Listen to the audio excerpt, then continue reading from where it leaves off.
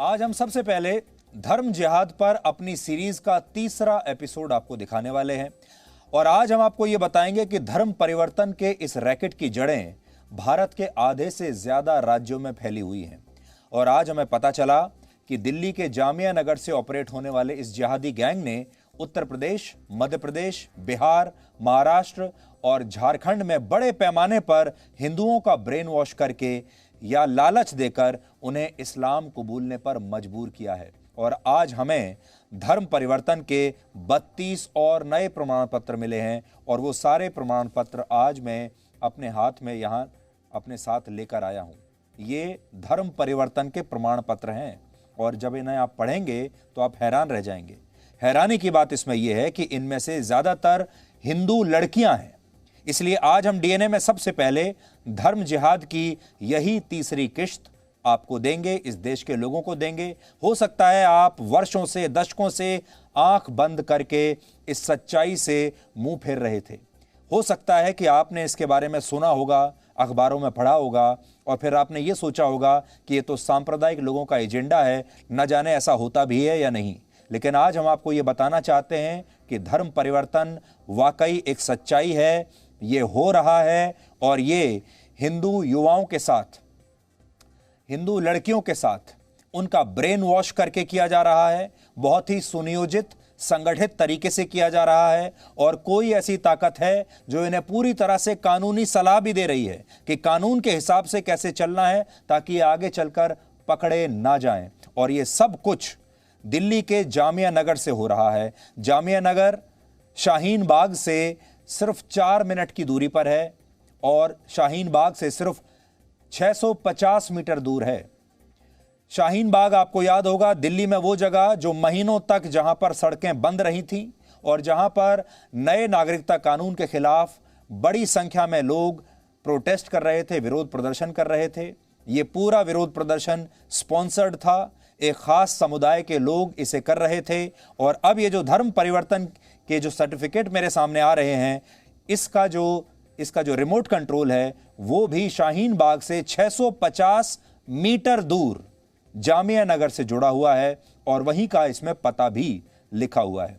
मेरे हाथ में इस समय 1 या 2 नहीं बल्कि 32 ऐसे प्रमाण पत्र हैं जिनसे यह पता चलता है कि उत्तर प्रदेश, दिल्ली, हरियाणा, मध्य प्रदेश, झारखंड और महाराष्ट्र जैसे राज्यों में इस धर्म परिवर्तन वाले जिहादी गैंग ने हिंदू धर्म के लोगों का इस्लाम धर्म में परिवर्तन करवाया है। और ये बात आज हम पूरी जिम्मेदारी के साथ और सबूतों के साथ आपके सामने कह रहे हैं। आपको याद होगा, कल हमने आपको 22 साल के एक लड़के मनु यादव की कहानी बताई थी जो मूक बधिर है, यानी ना तो बोल सकता है ना ही सुन सकता है, लेकिन उसे इन लोगों ने मनु यादव से अब्दुल मन्नान बना दिया। उसके घर वाले, परिवार के लोग बहुत दुखी हैं और उनका यह कहना है कि मनु यादव का ब्रेन वॉश किया गया, फिर उसे लालच दिया गया और उसके बाद उसने अपना धर्म परिवर्तन कर लिया। लेकिन आज हमारे पास मनु यादव जैसी 32 और नई कहानियां हैं और ये कहानियां आज ये सर्टिफिकेट अपने आप बयान करेंगे। मेरे हाथ में इस समय 32 कन्वर्जन सर्टिफिकेट्स हैं, यानी धर्म परिवर्तन के प्रमाण पत्र हैं। इनमें से 26 प्रमाण पत्र ऐसे हैं जिनमें धर्म परिवर्तन की तारीख, इस प्रमाण पत्र को जारी करने की तारीख या दोनों ही लिखी हुई नहीं है। इसके अलावा 2 सर्टिफिकेट ऐसे भी हैं जिनमें धर्म परिवर्तन करने वालों का सिर्फ नाम और मोबाइल नंबर लिखा है और बाकी कोई जानकारी नहीं दी गई है। लेकिन जब आप इन प्रमाण पत्रों को पढ़ेंगे तो आपको यह समझ में जरूर आ जाएगा कि कहीं ना कहीं कुछ गड़बड़ तो जरूर है।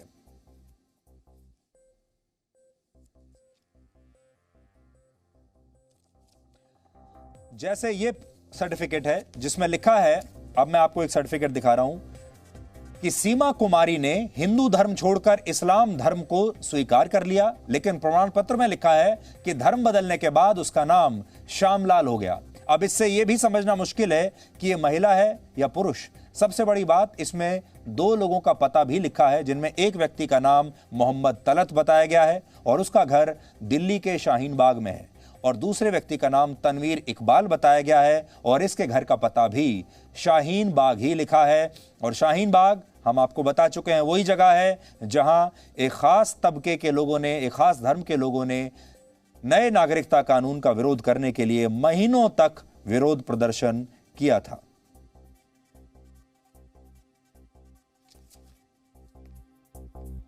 शाहीन बाग से जामिया नगर की जो दूरी है वो सिर्फ 650 मीटर है, यानी 4 मिनट में कोई भी शाहीन बाग से जामिया नगर पहुंच सकता है। और जो संस्था इन सब का धर्म परिवर्तन करा रही है वो उसका जो मुख्यालय है, दफ्तर है, वो दिल्ली के जामिया नगर में ही है। और जामिया नगर और शाहीन बाग बिल्कुल एक दूसरे से सटे हुए हैं। अब आपको कनेक्शन समझ में आ गया होगा। इसके अलावा इनमें 4 प्रमाण पत्र ऐसे हैं जिनमें प्रमाण पत्र जारी करने की तारीख और धर्म परिवर्तन की तारीख पर फिर से बाद में पेन चलाकर उसे काटा गया है, उसे ठीक किया गया है। मतलब ऐसा लगता है कि बाद में इन तारीखों को बदलने की कोशिश की गई है। अब एक और सर्टिफिकेट आपको दिखाते हैं।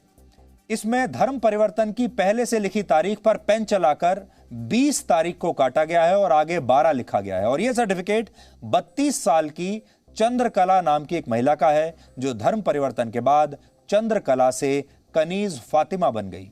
एक और बात, इस प्रमाण पत्र में लिखा है कि इस हिंदू महिला के परिवार वाले लखनऊ में रहते हैं, लेकिन उसका वर्तमान पता दिल्ली का जामिया नगर बताया गया है। यह वही जामिया नगर है जहां इस्लामिक दावा सेंटर का दफ्तर है, जिसने ये सारे प्रमाण पत्र जारी किए हैं और हिंदुओं का बड़े पैमाने पर धर्म परिवर्तन किया है। सोचिए मामला कितना गंभीर है। इन सर्टिफिकेट्स को जब आप पढ़ेंगे उस पर कुछ और चौंकाने वाली बातें भी लिखी हैं। जैसे इन 32 में से 3 प्रमाण पत्र ऐसे हैं जिनमें धर्म परिवर्तन करने वालों ने अपना वर्तमान पता दिल्ली का जामिया नगर बताया है, लेकिन वो असल में दूसरे राज्यों से हैं, वो जामिया नगर में नहीं रहते।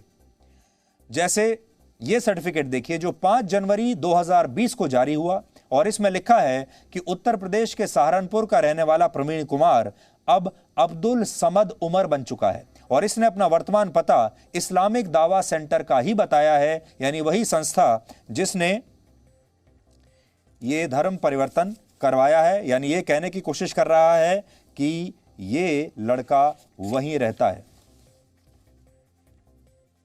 यहां पर मैं आपको इसकी एक और बात पढ़कर सुनाना चाहता हूं। देखिए, सर्टिफिकेट के साथ साथ इनसे एक स्टेटमेंट भी लिखवाया गया है इन सब लोगों से। और वो क्या लिखते हैं? वो कहते हैं, आई Praveen Kumar son of Mr. Rakesh Kumar wish to state that I have accepted Islam religion on my own free will and choice and without any fear from any corner I declare, देखिए आगे की लाइन पर ध्यान दीजिएगा, I declare that there is no God but Allah and the Muhammad is the messenger of Allah. I request you to kindly issue me a certificate of conversion to Islam. अब ये जो भाषा है जो मैं आपको पढ़कर सुना रहा हूं, ये भाषा सारे सर्टिफिकेट्स में एक ही है। सबसे ये एक स्टेटमेंट लिखवाया गया है कि आप अपना एक स्टेटमेंट लिखिए और सब स्टेटमेंट्स की भाषा एक जैसी है। सब में कहा गया है कि वो अपनी खुद की मर्जी से ये धर्म परिवर्तन कर रहे हैं, उन्हें डराया धमकाया नहीं गया है और एक डिक्लेरेशन सब दे रहे हैं। उस डिक्लेरेशन में कहते हैं सभी लोग, there is no God but Allah and the Muhammad is the messenger of Allah. ये और मैं आगे चलकर आपको और बहुत सारे स्टेटमेंट्स दिखाऊंगा, सब में यही लिखा है, एक ही भाषा, यानी किसी ने इसको ड्राफ्ट करके इन्हें दिया है।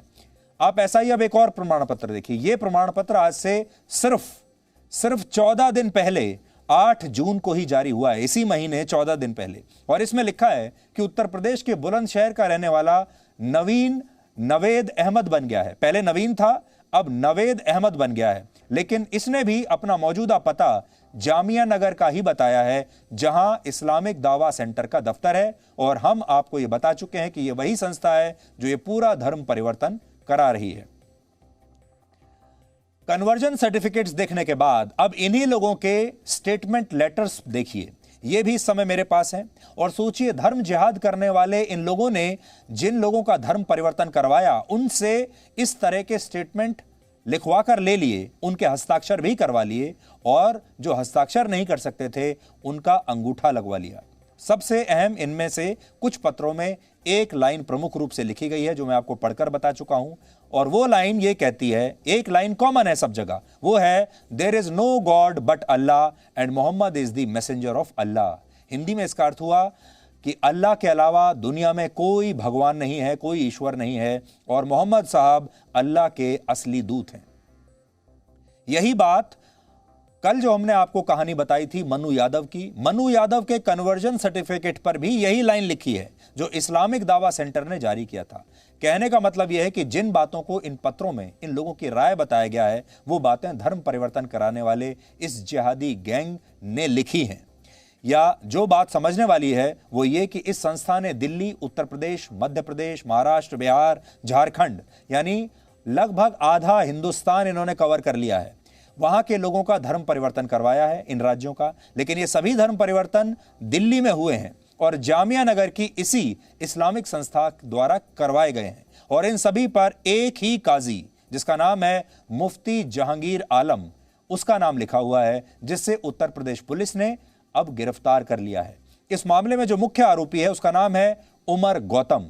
ये वही उमर गौतम है जो पहले खुद हिंदू था लेकिन बाद में इसने अपना धर्म बदल लिया और इस्लाम कबूल कर लिया।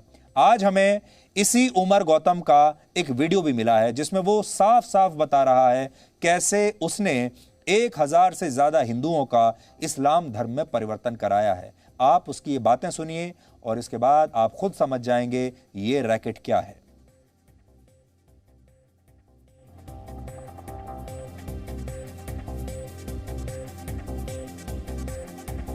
तसव्वुर नहीं किया था, लेकिन अल्हम्दुलिल्लाह उस यूनिवर्सिटी में अल्लाह ने ये तौफीक दी और फिर मैंने अपने दोस्तों को दावत दी तो उसी यूनिवर्सिटी में अल्हम्दुलिल्लाह 7 लोगों ने इस्लाम की गवाही दी। उनमें से एक हमारा दोस्त था गोरखपुर का रहने वाला, यादव घराने का। उसने कहा कि जब गौतम साहब उमर साहब हो गए हैं तो मैं भी इस्लाम ले आता हूं। इतनी उसको मोहब्बत थी, उसका नाम मैंने मोहम्मद उस्मान रखा। और वो दौर है और आज का दौर है। मैंने ये नियत की और इरादा किया कि इस दीन के पैगाम को, इस कुरान और सुन्नत की तालीम को वहां तक पहुंचाना है जहां तक अल्लाह तबारक तआला की तौफीक हासिल होगी। और अल्लाह का फजल है कि मैंने जो सोचा नहीं था, कभी मेरे घर वालों ने भी नहीं सोचा था कि कहां कहां अल्लाह ने पहुंचा दिया। मैंने इंग्लैंड 18 मरतबा इंग्लैंड जाना हुआ, 4 मरतबा यूनाइटेड स्टेट्स ऑफ अमेरिका जाना हुआ और अफ्रीका और बहुत सारे ममालिक में अल्लाह ने पहुंचा दिया। मैंने उसका तसव्वुर नहीं किया था और जहां भी गया दीन की दावत के साथ, दीन के पैगाम के साथ गया। और अल्लाह का फजल है अल्हम्दुलिल्लाह कि मैं आपके सामने खड़ा हूं। मैं अल्लाह के जितना भी शुक्राना अदा करूं वो कम है। मैं अपनी तारीख में, अपनी यानी हिस्ट्री में जाऊंगा, कबूल इस्लाम के पूरे उस पस मंजर में जाऊंगा तो कम से कम 2-3 घंटे का वक्त चाहिए, उसमें मैं जाना नहीं चाहता हूं। मैं सिर्फ इतना कहना चाहता हूं कि ये काम हम सब का मिला जुला काम है। जैसा कि हज़रत मौलाना ने फरमाया, ये तमाम उम्मत मुस्लिमा का ये यूनैनिमस, यूनाइटेड एफर्ट है जिसको सबको मिलकर करना है। तो अब आपने देख लिया कि ये कह रहे हैं कि ये यूनाइटेड एफर्ट है और सब लोगों को मिलजुल कर ये काम करना है और ये काम इन्हें भारत में करना है और भारत में रह रहे लोगों का ब्रेन वॉश करना है, उन्हें लालच देना है और फिर उन्हें इस्लाम में कन्वर्ट करना है। कल ही हमने आपको बताया था ये हमारे देश में आज से नहीं चल रहा, हजारों वर्षों से यही षड्यंत्र, यही साजिश चल रही है। अब मैं आगे बढ़ने से पहले आपको कुछ और बताना चाहता हूं। जो मैंने सर्टिफिकेट्स की बात कर रहा था, देखिए ये एक मेरे पास सर्टिफिकेट है। ये अक्षिता शर्मा नाम की लड़की है, अक्षिता शर्मा, जो मैं आपको दिखा रहा हूं, फोटो भी लगी हुई है। Akshita Sharma, father's name Rakesh Sharma, previous religion Hinduism, present religion Islam. और ये इन्होंने अपना परमानेंट एड्रेस दिया है भजनपुरा दिल्ली का। मोबाइल फ़ोन नंबर भी इसमें लिखा हुआ है और इसमें लिखा है कि इन्होंने डिप्लोमा इन नर्सिंग किया है और ये स्टाफ नर्स हैं इस समय। और आप समझिए इस सर्टिफिकेट के पीछे इनका स्टेटमेंट लिखा है और बात वही लिखी है। I Ankita Sharma, daughter of Rakesh Sharma, wish to state that I have accepted Islam religion on my own free will and without any fear from any corner. बिल्कुल सेम भाषा है। I declare that there is no God but Allah and Muhammad Sahab is the messenger of Allah. और ये जितने certificate मैं आपको दिखा रहा हूं, ये 32 के 32 सब में एक ही स्टेटमेंट लगी हुई है, एक ही भाषा है, एक ही ड्राफ्ट है और सबके हस्ताक्षर यहां पर लिए हुए हैं। आज हमें यह जानकारी भी मिली कि जामिया नगर की इस इस्लामिक संस्था को हिंदुओं का धर्म परिवर्तन कराने के लिए दूसरे देशों से भी फंडिंग मिल रही थी। हमें यह पता चला कि इस्लामिक दावा सेंटर को इस्लामिक देश जैसे यूएई, कतर और कुवैत के कुछ एनजीओज द्वारा फंडिंग की गई और यह पैसा सीधे इस्लामिक दावा सेंटर के पास नहीं आया, बल्कि यह पैसा भारत के ही अलग अलग राज्यों के एनजीओज के बैंक अकाउंट्स में पहुंचा है। आज हमने इनकी भी एक सूची निकाल ली है। वैसे तो यह काम भारत सरकार को करना चाहिए था या राज्यों की सरकारों को करना चाहिए था जहां ये सब कुछ हो रहा था, लेकिन हमने ये काम कर दिया है। अब बस हमारी जो उम्मीद है और हमारी जो अपेक्षा है वो यही है कि सरकार अब इसमें जल्दी से अपनी नींद तोड़े और इन लोगों के खिलाफ, इस रैकेट के खिलाफ कार्रवाई करे और यह भी देखे कि इनके तार कहां कहां जुड़े हुए हैं। और भी बहुत सारे राज्य होंगे जहां इस तरह के रैकेट चल रहे होंगे। जो अभी जिन देशों के नाम हमने आपको बताए, इन इस्लामिक देशों से दिल्ली के फातिमा चैरिटेबल फाउंडेशन, लखनऊ के Al Hasan educational and welfare foundation, Faridabad के Mewat trust for educational welfare, Mumbai के मरकाजुल मारिफ और दिल्ली के ह्यूमन सॉलिडेरिटी फाउंडेशन जैसी संस्थाओं के पास इन्होंने सीधा पैसा पहुंचाया और फिर वहां से यह पैसा इस्लामिक दावा सेंटर को धर्म परिवर्तन के लिए ट्रांसफर कर दिया गया। उत्तर प्रदेश पुलिस की पूछताछ में यह बात भी सामने आई है कि असम की राजनीतिक party all India United democratic front से भी इस संस्था को फंडिंग की गई थी और आपको याद होगा ये वही पार्टी है जिसके अध्यक्ष बदरुद्दीन अजमल हैं। और अगर ये आरोप सही है तो ये जानकारी काफी चौंकाने वाली है। ये वही बदरुद्दीन अजमल हैं जो कांग्रेस पार्टी के बहुत करीबी माने जाते हैं। यहां एक और बात है जो हम आपको बताना चाहते हैं कि ये इस्लामिक दावा सेंटर का कनेक्शन कतर के जिस इस्लामिक ऑनलाइन विश्वविद्यालय से होने की बात कही जा रही है, उसका मुखिया अबू अमीना बिलाल फिलिप्स है। बिलाल फिलिप्स वही मुस्लिम धर्मगुरु है जिसे जाकिर नायक का सहयोगी माना जाता है। जाकिर नायक पर आरोप है कि उसने भारत में रहते हुए भड़काऊ भाषण दिए थे, आतंकी गतिविधियों में शामिल होने के लिए युवाओं को भड़काया था और इन्हीं आरोपों की वजह से वो भारत छोड़कर मलेशिया भाग गया था। और इस समय कई देशों ने जाकिर नायक की एंट्री पर बैन लगाया हुआ है। भारत में भी ऐसा ही है। यानी धर्म परिवर्तन के इस जिहाद के तार अब जाकिर नायक से भी जुड़ने लगे हैं और यह राष्ट्रीय नहीं अंतरराष्ट्रीय रैकेट है। आज हमने कुछ ऐसे परिवारों को ढूंढ निकाला जिनके बच्चों को लालच देकर, ब्रेन वॉश करके या जबरदस्ती हिंदू से मुसलमान बनाया गया है। आज इन माता पिता की बातें भी आपको बहुत ध्यान से सुननी चाहिए, जिससे आपको यह पता चलेगा कि यह मामला अब कितना गंभीर रूप ले चुका है। पहले तो कुछ पता ही नहीं चला। पहली बात तो हम ये कहेंगे कि हम रेहान की मदर नहीं है, हम दर्श सक्सेना की मदर हैं। उसने अपना नाम जो भी कर लिया हो, लेकिन हमारे लिए वो आज भी दर्श ही है, आइंदा भी दर्श ही रहेगा। और उसके अलावा हमें पता ही नहीं चला कि वो कब इन सब चीजों में इन्फ्लुएंस होता चला गया, क्योंकि हमने उस पर विश्वास किया ये सोच करके कि वो कभी ऐसा नहीं करेगा। हर पेरेंट करता है अपने बच्चे पे कि हमारे बच्चे कभी गलत रास्ते पे नहीं जाएंगे। शायद पेरेंट्स की यही सबसे बड़ी गलती होती है। तो हम तो यही कहना चाहेंगे कि पेरेंट्स को प्यार करना चाहिए, अपने बच्चों का विश्वास भी करना चाहिए, लेकिन अपने बच्चों पे नजर भी जरूर बना करके रखनी चाहिए कि हमारे बच्चे क्या कर रहे हैं। नहीं तो अंत में तो जैसे हम परेशान हैं वैसे बस परेशान ही होना पड़ता है। चैट्स जब आप लोगों ने देखी तो क्या मिला उसमें? वो नूरिया जो नाम है उसका फेसबुक नेम है, वो एक्चुअली में उसका नाम रजिया सैफी है। और वो उसको पूरा चीजें सिखाती थी कि आपने कैसे नमाज पढ़नी है, आपने कैसे मस्जिद जाना है, नमाज पढ़ने का क्या टाइम होता है, जमात में कैसे जाते हैं, क्या क्या काम करते हैं, कैसे करते हैं, सारी चीजें उसको समझाती थी और वो उसी के हिसाब से करता था। और उसको बोलती थी आपको कुछ, उसको कुरान की कुछ लाइनें होती हैं, वो बोलती थी कि आपने इसको पूरा 1 लाख लोगों तक पहुंचाना है। ये था कि जब ये जाने लगा नोएडा टाइप सोसाइटी में तो इसके ऊपर दबाव बनाया गया जीसस को जानने के लिए। बाकी श्री राम, श्री कृष्ण ये सब काल्पनिक इसको बताया जाता था और इसको बताया जाता जीसस ही असली गॉड हैं। और हर रविवार को इसको चर्च बुलाया जाता था। ये चर्च भी जाने लगा। जब मुझे पता लगा, मेरे से साइन लैंग्वेज सीख चुका था मैं लगभग, तो जब मेरे से इसकी बात हुई तो इसने श्री राम और श्री कृष्ण को काल्पनिक बताना शुरू कर दिया। और मैंने इससे पूछा भाई गॉड कौन है? फिर कि जीसस गॉड है। फिर इसको धीरे धीरे मैंने अपनी सच्चाई, अपने धर्म की सच्चाई के बारे में बताना शुरू किया तब जाके ये आपको जब ये इस तरह की हरकत करने लगा, चर्च के बारे में बात करने लगा, गॉड के बारे में, जीसस के बारे में जब बात करने लगा, तो आपको कैसे पता चलता था? मैं साइन लैंग्वेज सीख गया था, ये मुझे बताता था ये सब चीज़ें काल्पनिक हैं, हमारे श्री राम श्री कृष्ण काल्पनिक हैं, असली गॉड जीसस है। अभी यूपी एटीएस ने खुलासा किया नोएडा डेफ सोसाइटी के बारे में, क्या वही वो संस्थान है जो सेक्टर 29 में था? इसके बारे में कुछ जानकारी बताएं। ये वही संस्थान है, अभी गया है 117 सेक्टर में, ये वही संस्थान है, रूमा रोका इसको चलाती हैं और वही इसकी मालिक हैं। तो यहां पर आप देखिए, खास तौर पर जो मूक बधिर युवा हैं, मूक बधिर छात्र हैं, जो ना तो बात कर सकते हैं ना सुन सकते हैं, उन्हें कन्वर्ट किया जा रहा है, उनका धर्म बदला जा रहा है। क्यों बदला जा रहा है? कौन सी ताकतें इसके पीछे हैं? वो धर्म क्यों बदलना चाहती हैं? वो भारत में क्या करना चाहती हैं? इसका अंदाजा आप खुद लगा सकते हैं।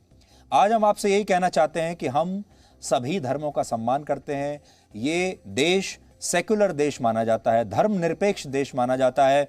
दुनिया का सबसे बड़ा धर्मनिरपेक्ष देश है भारत, और हमारा संविधान सबको ये अधिकार देता है कि आप जो चाहे अपनी मर्जी से किसी भी धर्म को मान सकते हैं, आप उसके अनुयायी बन सकते हैं और आप अपने धर्म का प्रचार भी कर सकते हैं। ये संविधान से हमें अधिकार मिला हुआ है और हमें ये कहते हुए कोई शर्म नहीं है कि हम किसी एक धर्म के खिलाफ नहीं हैं। हम इस तरह के जो कोशिशें हो रही हैं उनके खिलाफ हैं। हम इस्लाम के खिलाफ नहीं हैं, हम किसी और धर्म के खिलाफ नहीं हैं। भारत धर्मनिरपेक्ष है, हम भी धर्मनिरपेक्ष हैं, लेकिन अगर जबरदस्ती या ब्रेन वॉश करके या लालच देकर सुनियोजित रूप से बाहर से पैसा इकट्ठा करके अपना एक टारगेट सेट करके धर्म परिवर्तन कराया जाता है और वहां पर आपको अपने रिजल्ट देने होते हैं कि आपने हर महीने भारत के कितने लोगों का धर्म परिवर्तन किया, हर साल आपने भारत के कितने धर्म परिवर्तन किया, कितने लोगों को आपने ब्रेन वॉश किया, कितने लोगों को आपने लालच दिया कि वो अपना धर्म छोड़ दें।